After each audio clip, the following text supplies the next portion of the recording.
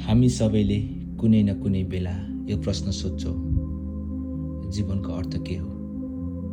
कमाइको पछि दौडिँदा, सपना पूरा गर्ने प्रयासमा, राति एक्लै हुँदा यो प्रश्न चुपचाप मनमा आउँछ। हामीलाई सानैदेखि सिकाउँछ ठुलो बन्नु, धेरै पैसा कमाउनु र सफल हुनु नै जीवनको लक्ष्य हो। तर जब ती सबै कुरा पाउँछौ, मन अझै किन खाली लाग्छ? किन कहिलेकाहीँ सबै कुरा ठिक हुँदाहुँदै पनि हामी भित्र केही हराएको महसुस हुन्छ? के जीवनको अर्थ खुसी हो? तर खुसी त क्षणिक हुन्छ। के जीवनको अर्थ सफलता हो? तर सफलता आएपछि पनि शान्ति नआउने किन?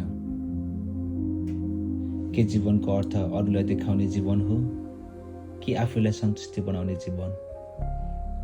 सायद समस्या यो होइन कि हामीले जीवनको अर्थ भेटेनौँ।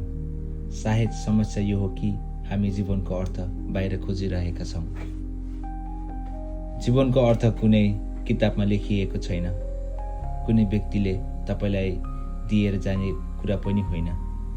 जीवनको अर्थ तपाईले बनाउनु पर्ने कुरा हो।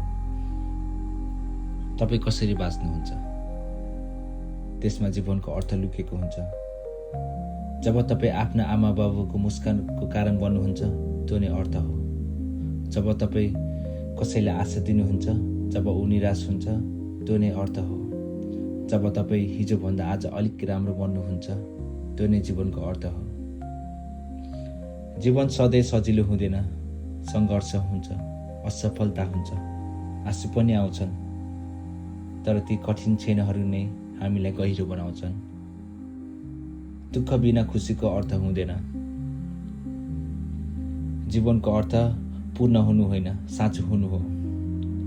सायद जीवनले हामीलाई अर्थ दिँदैन, तर जीवनले हामीलाई अर्थ बनाउने मौका अवश्य दिन्छ।